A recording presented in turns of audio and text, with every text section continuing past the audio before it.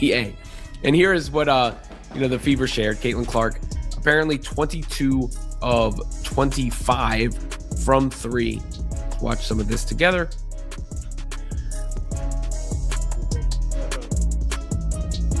$15, $16, $19.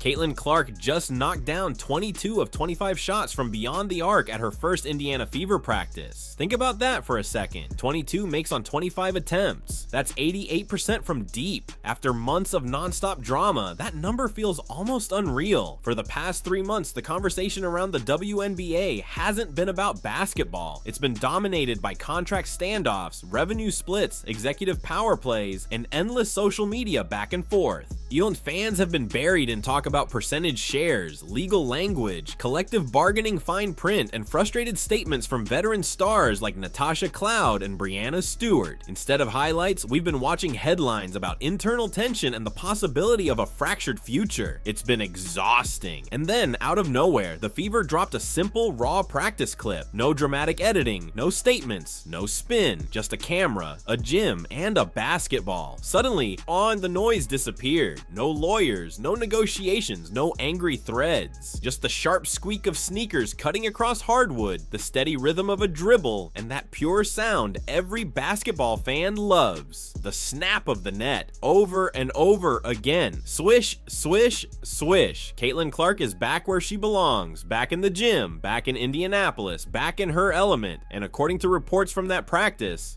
she put on a shooting display that should have every defensive coordinator in the league losing sleep. From well beyond the WNBA three-point line, she calmly drained 22 of 25 attempts. Let that register. She attempted 25 deep threes, not free throws, not layups, and made 22. That's 88% from long range. There are professional players who don't hit 88% from the free throw line in a quiet gym. Some can't convert 88% of uncontested shots at the rim. Meanwhile, Clark steps off a cross-country trip from Milan Fashion Week, walks into practice, and starts launching from distance like it's a controlled demonstration. No rush, no strain, just precision, shot after shot landing exactly where it's supposed to. But here's the detail that really matters, and casual viewers might have missed it. In the footage, she's not working with the standard WNBA game ball. She's using a different ball entirely. That choice isn't random, it's deliberate. It signals exactly where her focus is right now and what she's preparing for. While everyone else has been caught up in boardrooms and bargaining tables, Caitlin Clark has been in the lab. And if this is what she looks like in practice, the rest of the league should be paying very close attention. It's like she's shooting a FIBA basketball. She will be back playing very soon too. FIBA World Cup qualifiers March 11th through 17th.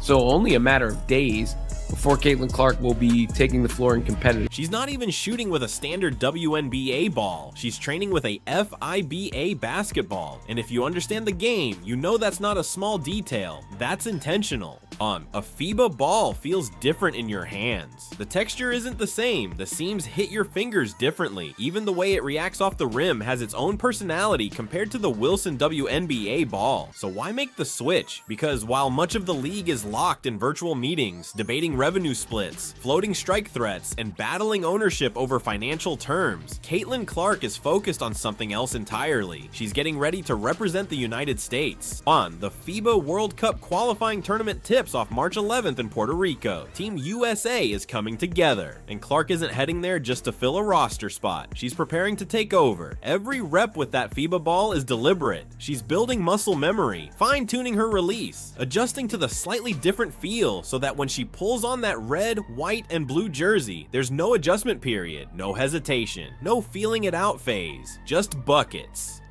And that right there perfectly captures where women's basketball stands at this moment. On one side, you have established veterans playing in off-season exhibition runs, criticizing the collective bargaining agreement, taking subtle shots at younger stars, and pushing for a larger slice of league revenue. On the other side, you have a 22-year-old who helped explode national viewership, standing alone in a quiet gym, drenched in sweat, sharpening her craft while letting her performance speak for itself. She's not staging protests. She's not issuing ultimatums. She's not grabbing headlines with sound bites. She's improving. That's why fans gravitate toward her. And whether people admit it or not, that's part of why some veterans feel threatened. Now look closer at that practice clip. In the background stands Rob Dozier, the Indiana Fever's new assistant coach under Stephanie White's revamped staff. You have to wonder what's running through his mind as he watches this unfold. He's a seasoned basketball mind. He knows mechanics, he understands efficiency, and he's watching Clark casually knock down 22 of 25 from nearly 30 feet without looking like she's straining. Her form is tight, compact, no wasted motion. The release is quick and clean. Physically, she looks different too. Leaner, stronger, healthier. Remember how drained she looked at the tail end of her rookie year? She went straight from an NCAA championship run into a full WNBA season and playoff push with virtually no break. By the end, her legs were heavy. The mileage showed. That version of Caitlin Clark isn't standing in that gym anymore. This version looks rested, recharged, dangerous. And if this is what she looks like before international play even begins, the rest of the league should be very concerned. But as inspiring as this moment is, as pure as it feels to just watch basketball being played at that level, there's an uneasy tension hanging over Indiana Fever fans right now. Yes, Clark looks incredible. Yes, she appears ready to torch the FIBA qualifiers, but basketball isn't a solo act. Oh, and the most lethal pick and roll partnership in the women's game could be in jeopardy before Team USA even boards a plane to Puerto Rico. The video's host hints at a worst case scenario, the kind of possibility that has Fever fans holding their breath and hoping it's nothing more than a scare, because while Clark looks unstoppable, the bigger picture might not be quite as secure as it seems. Ball action again. Question remains, will Aaliyah Boston be on the floor with her? AB suffered an injury that Unrivaled said was a lower leg extremity or a leg extremity. I don't know what they called it. It was not. It was. This is the harsh reality of where the WNBA stands right now. On it, Aaliyah Boston, the foundation of the Indiana Fever, the interior force who makes the entire Caitlin Clark offense click, was competing in the unrivaled 3-on-3 league, the off-season venture founded by Brianna Stewart and Nafisa Collier. And during that run, she suffered a lower body injury that was described in the vaguest terms possible. Lower extremity, that's all we got. No clarity, no specifics. Ankle, knee, calf. Fans were left guessing. What we do know is that she was ruled out for the remainder of the unrivaled season, and the medical details stop there. So here's the contrast. While Clark is in the gym hitting 22 of 25 from deep and gearing up for international competition, her most important teammate is sidelined, watching from the bench and potentially in a walking boot. All after an off-season league many veterans pushed as necessary, and that's where the anxiety kicks in. If Boston's injury turns out to be significant, if she can't suit up in Puerto Rico, if this lingers into the 2026 WNBA season, then Indiana's championship trajectory changes overnight.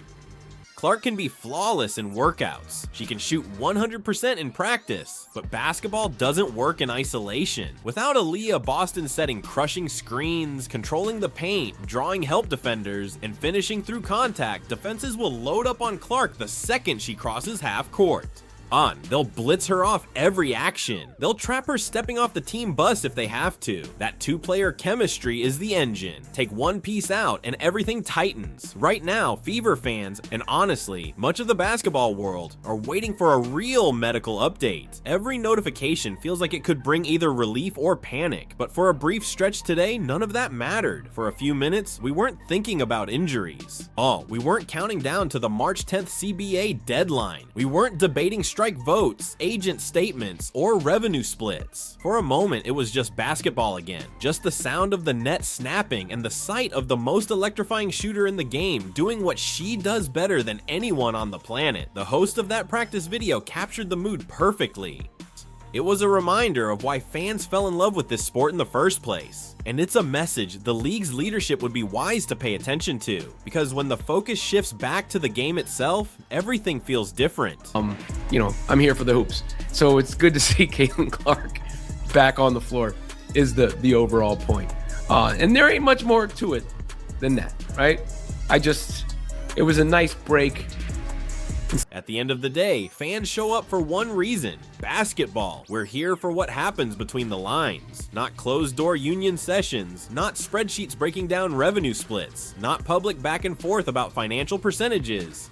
And we care about the game. We care about watching someone rise up from 30 feet and bury 22 of 25 threes like it's routine. That short practice clip from the Indiana Fever wasn't just off-season content, it was a statement. Quiet but powerful. It served as a reminder to ownership of what they're investing in, and it sent a clear message to the WNBPA leadership about what's hanging in the balance. Caitlin Clark isn't just another player in the league, she's the draw. She's why arenas are packed.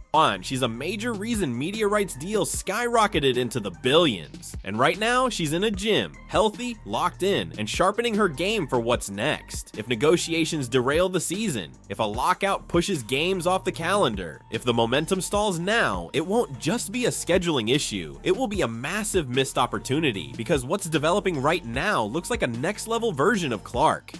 A stronger, sharper, more complete sophomore season waiting to explode. And if fans are denied the chance to see that unfold in real time, the fallout won't be small. Casual viewers, the ones who just arrived, may not stick around. Corporate partners could rethink their investments, and the league risks losing the very surge that lifted it to this moment. Clark has delivered on her end. She brought unprecedented attention, she helped generate revenue, and she's putting in the work to make sure the on-court product in 2026 matches the hype. When someone is shooting nearly 90% from deep in practice, that's not noise. That's preparation meeting opportunity. Now the next move belongs to the union. It's time to finalize the agreement, secure the future, step aside from the brinkmanship, and let the season happen. Because the audience is ready, the spotlight is set, the stage is built, and what's coming feels like must-see basketball. If that practice footage was the preview, the full show might be unforgettable.